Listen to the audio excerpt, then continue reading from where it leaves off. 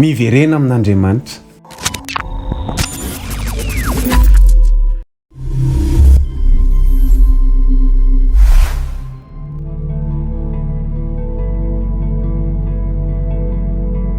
Miverena amin'Andriamanitra.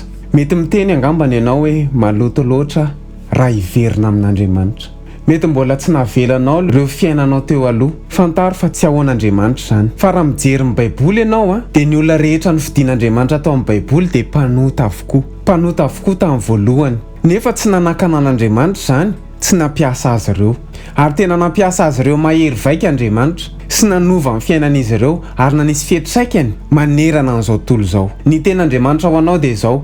Ato amin'ny Jeremia 5:7-7 hoe: koa izao no lazain'i Jehova, raha hiverina ianao dia ho raisiko indray. Raha mahay manavaka ny zavatsoa hiala amin'ny zavapoana ianao dia ho tonga solombavako. Zany hoe bienvenue foana isika raha hiverina amin'Andriamanitra. Eto dia matsiaro ny tantaran'ilay zanak'Adala ao amin'ny Luka 5:10.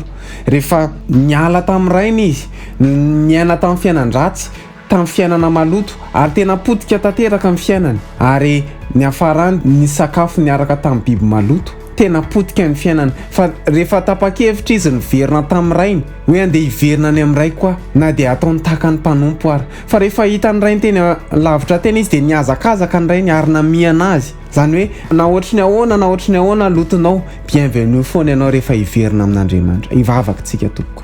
Tompo Andriamanitra, misaotra anao zay amin'ny teninao zany. Fantatrao tsara ny fiainanay fa maloto izahay na amin'ny fomba fisainana na ny toe-po na ny fitondran-tena.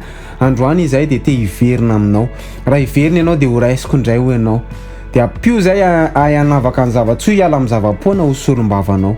Amin'ny anaran'i Jesosy. Amen. Ho tahin'Andriamanitra manokana ane ianao zay manaraka ny vidéo alefanay isan-kerinandro. Misaotra anao manao j'aime, manao commentaire sy manao partage eny amin'ny groupe izay misy anao dia manome fotoana antsika amin'ny herinan'io toy izao indray. Veloma tompoko.